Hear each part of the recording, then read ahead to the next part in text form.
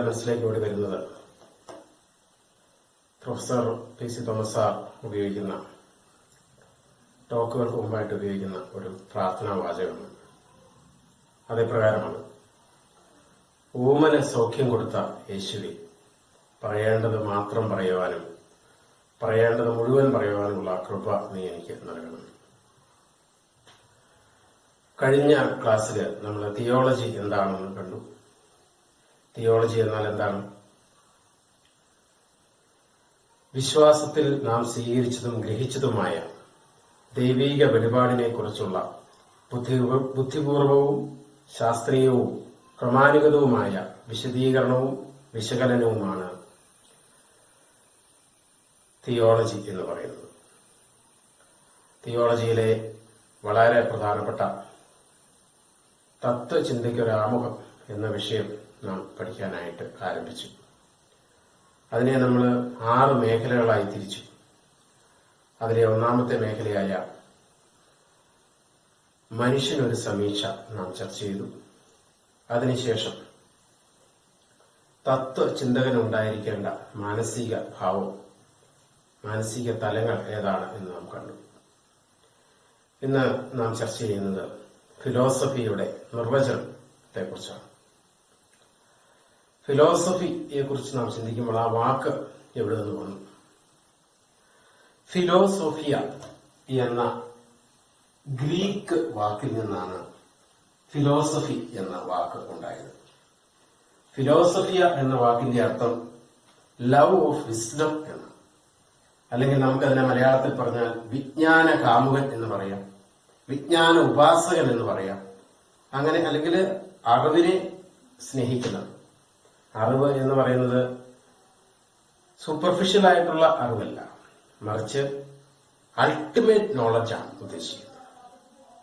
ശരിയായ യാഥാർത്ഥ്യങ്ങളെ കുറിച്ചുള്ള അറിവ്, അത് നേടിയെടുക്കാനുള്ള പരിശ്രമമാണ് യഥാർത്ഥത്തിൽ ഫിലോസഫിയിലൂടെ ഓരോ ഫിലോസഫറും ചെയ്യുന്നത്. അപ്പോൾ നമുക്ക് ഫിലോസഫിക്ക് ഒരു നിർവചനം ആവശ്യമാണ്. മലയാളത്തിൽ തന്നെയാകുമ്പോൾ നമുക്കത് ഏറ്റവും നന്നായിട്ട് മനസ്സിലാവും. അതിനൊരു നല്ല നിർവചനം ഇപ്രകാരം പറയാം: ദൃശ്യവും അദൃശ്യവുമായ യാഥാർത്ഥ്യങ്ങളുടെ ആത്യന്തികമായ അർത്ഥവും വ്യാപ്തിയും തേടുകയും വിശദീകരിക്കുകയും ചെയ്യുന്ന വിജ്ഞാന ശാഖയാണ് തത്വശാസ്ത്രം. വളരെ അർത്ഥവത്തായ വാക്കുകളാണ്. ഒന്നുകൂടെ പറയാം: ദൃശ്യവും അദൃശ്യവുമായ, നമ്മൾ കാണുന്നതും നമുക്ക് കാണാൻ പറ്റാത്തതുമായ കാര്യങ്ങളെ കുറിച്ചുള്ള യാഥാർത്ഥ്യങ്ങളുടെ ആത്യന്തികമായ അർത്ഥം, അതിന്റെ അൾട്ടിമേറ്റ് റിയാലിറ്റിയെ കുറിച്ച് അതിന്റെ വ്യാപ്തി തേടുകയും വിശദീകരിക്കുകയും അതിന്റെ ആന്തരിക തലങ്ങളിലേക്ക് ഇറങ്ങിച്ചെല്ലുകയും അത് സ്വയം വിശദീകരിക്കുകയും ചെയ്യുന്ന വിജ്ഞാന ശാഖയാണ് ഫിലോസഫി എന്ന് പറയുന്നത്. അപ്പോൾ ഇത് ഒരു മനുഷ്യനെ യാഥാർത്ഥ്യത്തിലേക്ക് അടുപ്പിക്കുന്ന, സത്യത്തിലേക്ക് കൂടുതൽ അടുപ്പിക്കുന്ന ഒരു വിജ്ഞാന ശാഖയാണ്. അപ്പോൾ ഈ വിജ്ഞാന ശാഖയിലെ നാം പഠനം നടത്തുന്നതിന് അതിനൊരു മെത്തഡോളജി ഉണ്ട്. ഏത് രീതിയിലാണ് ഒരു ഫിലോസഫർ ഓരോ കാര്യത്തെയും കാണുകയും അപഗ്രഥിക്കുകയും ചെയ്യുന്നത്? അതിന് 3 സ്റ്റെപ്സുകളാണ്. അതിലെ ഒന്നാമത്തെ സ്റ്റെപ്പ് എന്ന് പറയുന്നത് ഒബ്സർവേഷൻ. ഒബ്സർവേഷൻ എന്ന് വെച്ചാൽ എന്താണ്? നിരീക്ഷണം. അവൻ തന്റെ പഞ്ചേന്ദ്രിയങ്ങൾ ഉപയോഗിച്ച് കാര്യങ്ങളെ അപഗ്രഥിക്കുന്നു, കാണുന്നു, ഒബ്സർവ് ചെയ്യുന്നു. അതിനുശേഷം അനാലിസിസ്, അതാണ് അപഗ്രഥനം എന്ന് പറയുന്നത്. അതിനെക്കുറിച്ച് അവൻ വിചിന്തനം നടത്തുന്നു.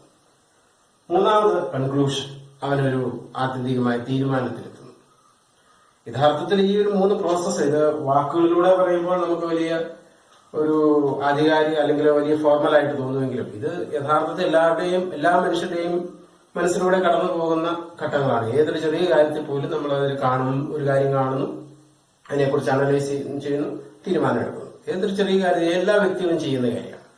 പക്ഷേ ഒരു ഫിലോസഫർ ഒരു വ്യക്തിയെ കാണുന്നത്, അവൻ ഒബ്സർവ് ചെയ്യുന്നതും അവൻ അനാലൈസ് ചെയ്യുന്നതും കൺക്ലൂഷനിലെത്തുന്നതും സാധാരണ വ്യക്തികൾ കാണുന്ന രീതിയിലായിരിക്കില്ല. അവൻ അതിന്റെ ആന്തരിക തലത്തിലേക്ക്, സൂപ്പർഫിഷ്യൽ ആയിരിക്കില്ല, അവന്റെ ഒബ്സർവേഷൻ സൂപ്പർഫിഷ്യൽ ആയിരിക്കില്ല, അവന്റെ അനാലിസിസ് വെറും സൂപ്പർഫിഷ്യൽ ആയിരിക്കില്ല, അവനെത്തുന്ന കൺക്ലൂഷനും സൂപ്പർഫിഷ്യൽ ആയിരിക്കില്ല. അവന്റെ ഒബ്സർവേഷൻ അൾട്ടിമേറ്റ് ആയിരിക്കും, അനാലിസിസ് അൾട്ടിമേറ്റ് ആയിരിക്കും, അതുപോലെ തന്നെ അവന്റെ കൺക്ലൂഷനും അൾട്ടിമേറ്റ് ആയിരിക്കും. അപ്പൊ യഥാർത്ഥ സത്യത്തിലേക്ക് ഒരുവനെ ചെന്നെത്തിക്കുന്നത് ഈ ഫിലോസഫിക്കൽ തിങ്കിങ്ങിലൂടെയാണ്.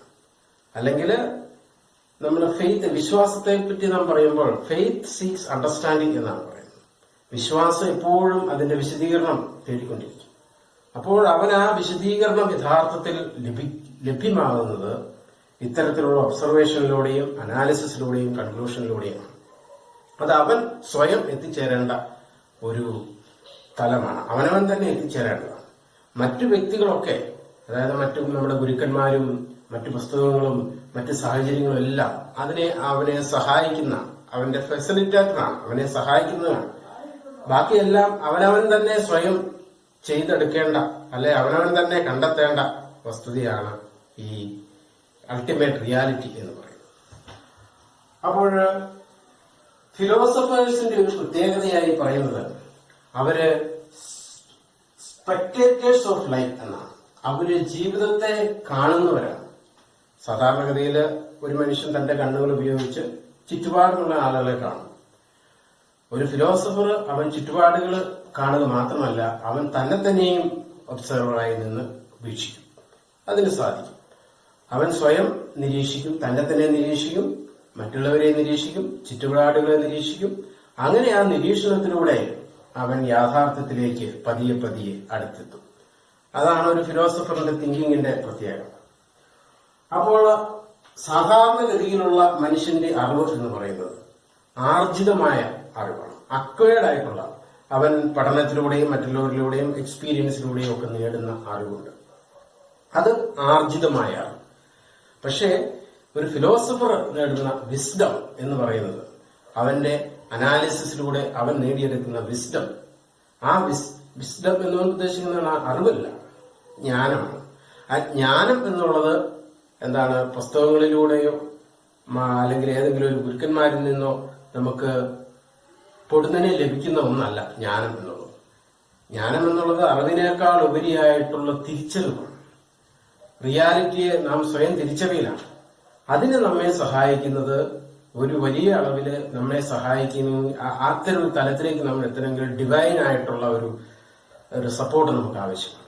നമ്മൾ അതിനായിട്ട് നമ്മൾ മാനസികമായി സ്വയം ഒരുങ്ങുകയും ആ അവസ്ഥയിൽ എത്താനായിട്ട് നിരന്തരം പരിശ്രമിക്കുകയും ചെയ്യുമ്പോൾ ഒരു ഡിവൈൻ സപ്പോർട്ട്, ഒരു പരിശുദ്ധാത്മാവിന്റെ ഒരു സപ്പോർട്ട്, അല്ലെങ്കിൽ പരിശുദ്ധാത്മാവിലൂടെ മാത്രമേ നമുക്ക് ആ തലത്തിലേക്ക് യഥാർത്ഥമായ ജ്ഞാനത്തിലേക്ക് എത്തിച്ചേരുവാനായിട്ട് സാധിക്കൂ. അപ്പൊ അതിനായിട്ടുള്ള പരിശ്രമമാണ് യഥാർത്ഥത്തില് ഓരോ ഫിലോസഫേഴ്സും ചെയ്യുക. നമ്മളിവിടെ പരിശുദ്ധാത്മാവ് എന്ന് ഞാൻ പറഞ്ഞു, അത് ക്രിസ്തീയ വീക്ഷണത്തിലുള്ള ഒന്നാണ്. അതേസമയം ഈ പരിശുദ്ധാത്മാവിനെ നമുക്ക് മറ്റു മതസ്ഥരെ സംബന്ധിച്ചിടത്തോളം അവർക്ക് സ്വീകാര്യമായ രീതിയിൽ പറയാൻ എന്ത് ചെയ്യും? നമുക്കൊരു പോസിറ്റീവ് സ്പിരിറ്റ് എന്ന് പറഞ്ഞാൽ കുഴപ്പമില്ല. അപ്പൊ ഈ ഒരു പോസിറ്റീവ് സ്പിരിറ്റ് അത് സ്വീകരിക്കാനാണ് ലോകമെമ്പാടും. അതിന് പല മതങ്ങളിലുള്ളവർ പല വഴികൾ സ്വീകരിക്കുന്നു എന്നാണ് ഉള്ളൂ. അപ്പൊ അങ്ങനെ ആ പരിശുദ്ധമായ അവസ്ഥയിലേക്ക്, അതായത് ഒരു ശിശുവിന്റെ മാനസികാവസ്ഥയിലേക്ക്, ശുദ്ധമായ മനസ്സിന്റെ അവസ്ഥയിലേക്ക് എത്തിച്ചേരുക, പരിശുദ്ധമായ അവസ്ഥയിലേക്ക്, പരിശുദ്ധമായ ആത്മാവായി മാറുക. അപ്പൊ ആ അവസ്ഥയിലേക്ക് എത്തിച്ചേരുന്നത് ഓരോ ഫിലോസഫർക്കും ഇത്തരം നിരീക്ഷണ ഘട്ടത്തിലൂടെ, അല്ലെ ഇത്തരം ഓരോ തന്റെ ഒബ്സർവേഷനിലെ നിരീക്ഷണത്തിലൂടെയൊക്കെ അവൻ ഈ ഘട്ടങ്ങളിലൂടെ കടന്നാണ് അവൻ ആ തലത്തിലേക്ക് എത്തുക. അപ്പോൾ നമ്മളെപ്പോഴും പറഞ്ഞു കേൾക്കാറുള്ളതാണ് ഗോഡ് ഈസ് ലവ്, അല്ലെങ്കിൽ love is God, God is wisdom, wisdom is God എന്നൊക്കെ നമ്മൾ ഇപ്പോഴും കേൾക്കാറുണ്ട്, അല്ലെ പറയാറുണ്ട്. അല്ലെങ്കിൽ ഗോഡ് ഈസ് ലവ് എന്നൊക്കെ ഉള്ളത് നമ്മൾ വീടുകളിൽ മിക്കവാറും എഴുതി വെക്കാറുണ്ട്. അല്ലെങ്കിൽ ക്ലാസ്സുകളിലൊക്കെ പങ്കെടുക്കുക, അല്ലെങ്കിൽ ക്ലാസ്സുകളിൽ കുട്ടികളെ പങ്കെടുക്കുക, എല്ലാ ക്ലാസ്സിലും ബോർഡിൽ എഴുതിയാറുണ്ട് ഗോഡ് ഈസ് ലവ്. എന്താണ് ഈ ഗോഡ് ഈസ് ലവ് എന്ന് വെച്ചാൽ, എന്താണ് ഈ ലവ് എന്ന് വെച്ചാൽ ആളുകൾക്ക് അത് വെറും വാക്ക് മാത്രമാണ്. God is love. എന്താണ് ലവ് എന്നുള്ളത്? യഥാർത്ഥത്തിൽ സ്നേഹത്തിന്റെ തിരിച്ചറിയൽ പലപ്പോഴും ഒരു 99% ആളുകളും യഥാർത്ഥത്തിൽ പൂർണ്ണമായി മനസ്സിലാക്കുന്നില്ല എന്താണ് സ്നേഹം എന്നുള്ളതിനെ പറ്റി. യഥാർത്ഥമായ സ്നേഹം, അതായത് ഡിവൈൻ ലവ്, ദൈവീകമായ സ്നേഹം എന്തെന്ന് തിരിച്ചറിയുന്നില്ല പലപ്പോഴും. അത് ഫിലോസഫേഴ്സാണ് തിരിച്ചറിയുന്നത്. അതെങ്ങനെയാണ് എന്ന് വെച്ച് കഴിഞ്ഞാൽ, നമ്മൾ ഫിലോസഫറെ പറ്റി പറയുമ്പോൾ ഫിലോസഫിയുടെ ഏറ്റവും ഉന്നത തലത്തിലേക്ക്, ഉയർന്ന തലത്തിലുള്ള ഗ്രീക്ക് ഫിലോസഫേഴ്സ് ആണെന്നാണ് പറയുന്നത്. അപ്പൊ ഗ്രീക്ക് ഫിലോസഫേഴ്സ് പറയുന്ന സ്നേഹത്തിന് 4 തലങ്ങളുണ്ട് എന്നാണ് അവർ പറയുന്നത്. മറ്റു പല സൈക്കോളജിസ്റ്റുകളായിട്ടുള്ള ആളുകൾ അതിന് 7 തലങ്ങളുണ്ടെന്ന് പറയുന്നുണ്ട്. എങ്കിലും നമുക്ക് ആ ഗ്രീക്ക് ഫിലോസഫേഴ്സിന്റെ ആ തലങ്ങളാണ് കുറച്ചുകൂടെ സ്വീകാര്യവും അല്ലെങ്കിൽ എളുപ്പത്തിൽ നമുക്ക് മനസ്സിലാകാനായിട്ട് എളുപ്പമുള്ളതും ആ 4 തലങ്ങളാണ്. ആ 4 തലങ്ങൾ നമ്മൾ മനസ്സിലാക്കിയാൽ നമുക്ക് എന്താണ് യഥാർത്ഥ ഗോഡ്സ് ലവ് എന്നുള്ളത്, അല്ലെ ദൈവികമായ സ്നേഹം എന്താണെന്ന് നമുക്ക് തിരിച്ചറിയാനായിട്ട് സാധിക്കും. അതായത് സ്നേഹത്തെ നമുക്ക് 4 തലങ്ങളിലായിട്ട് കാണാൻ പറ്റും. അത് ഇപ്രകാരമാണ്. ഒന്നാമത്തെ തലം സ്റ്റോർജ് എന്ന് പറയും. 2 ഫീലിയ, 3 ഇറോസ്, 4 അഗാപ്പെ. ഇങ്ങനെ 4 തലങ്ങളാണ് സ്നേഹത്തിന്റെ ഇതായി പറയുക. അതിനെ കുറിച്ചും വിശദീകരിക്കാം. ഒന്ന് സ്റ്റോർജ് എന്ന് പറയുന്നത്.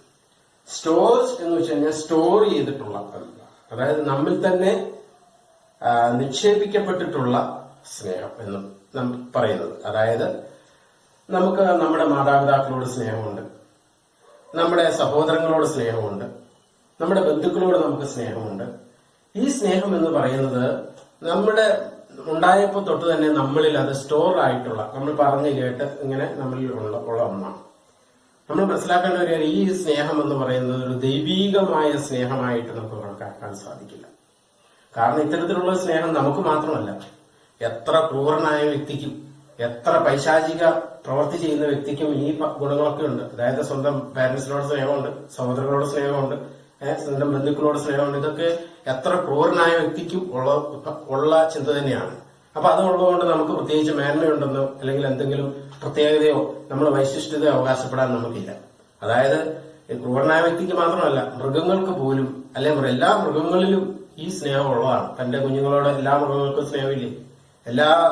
അതിന്റെ സഹോദരങ്ങളോട് സ്നേഹമില്ലേ? അതിനുമായി ബന്ധപ്പെട്ട ആളുകളോട് സ്നേഹമില്ലേ? അപ്പൊ അത്തരത്തിലുള്ള സ്നേഹം എന്ന് പറയുന്നത് സ്റ്റോർഡ് ആയിട്ടുള്ള സ്നേഹമാണ്.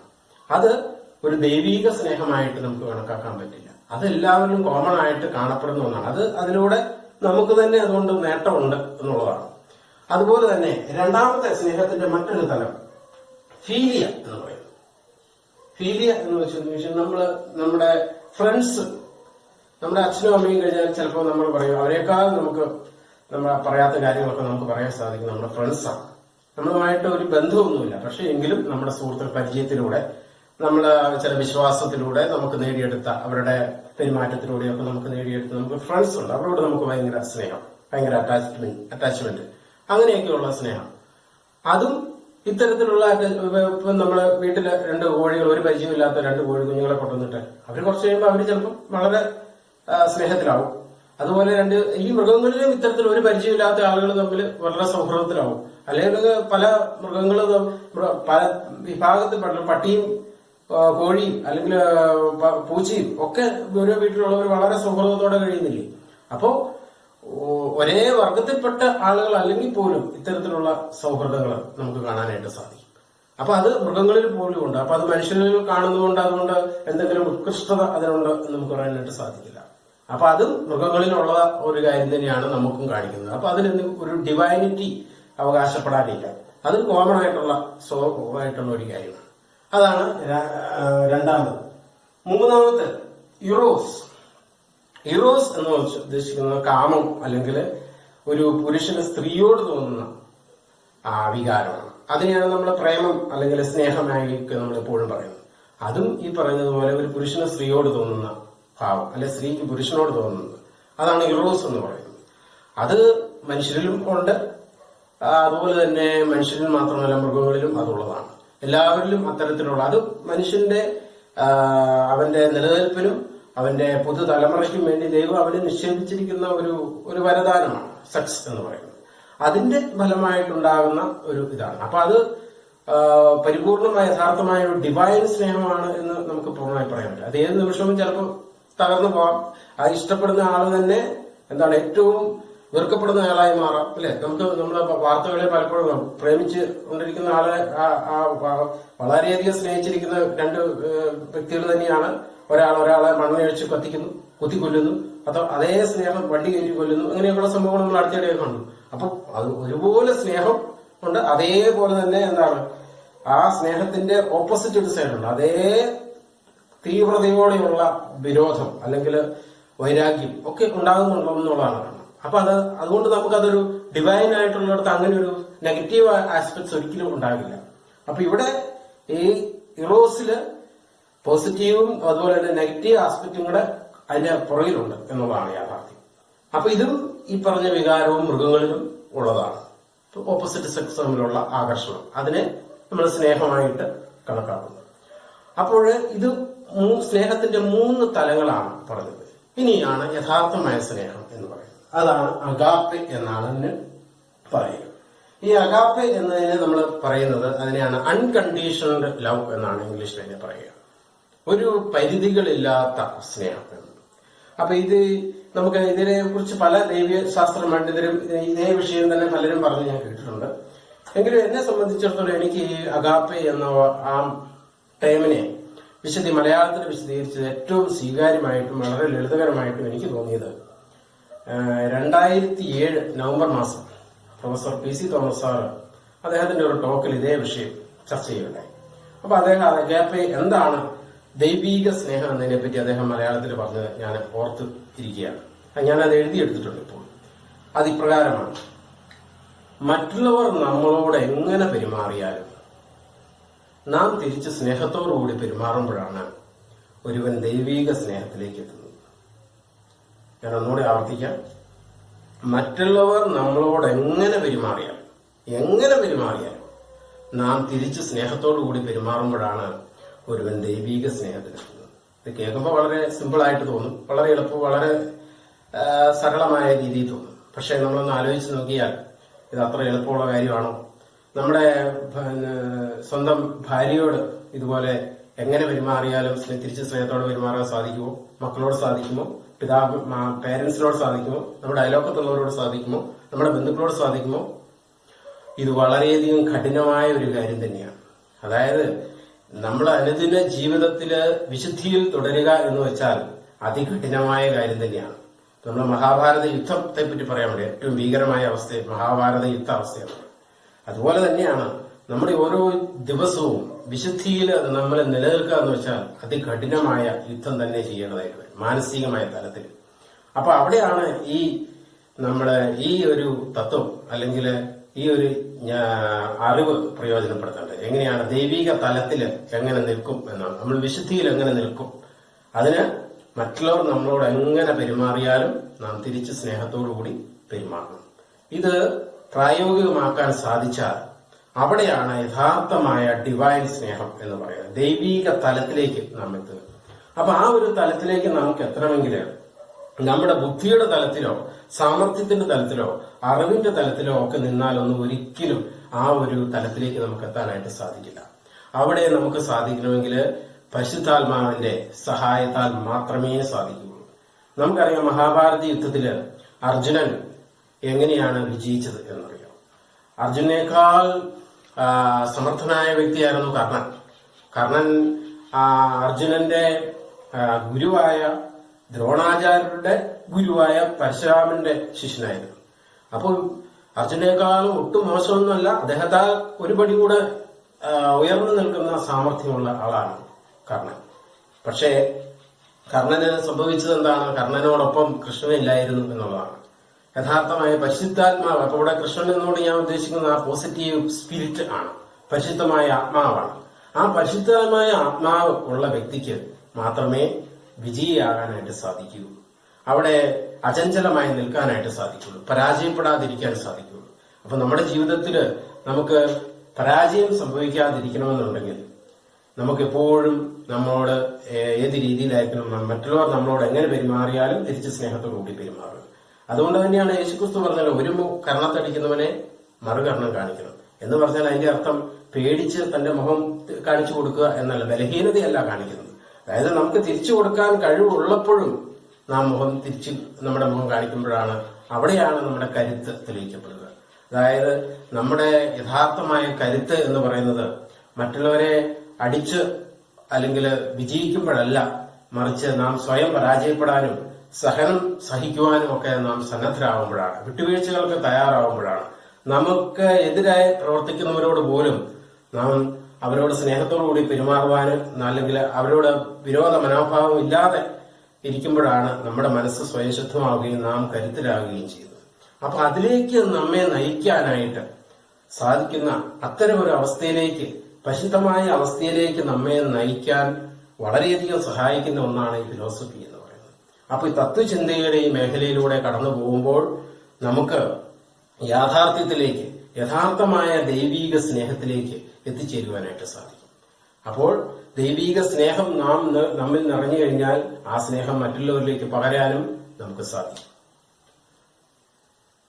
ഇത്രയും പറഞ്ഞുകൊണ്ട് നിർത്തുകയാണ്.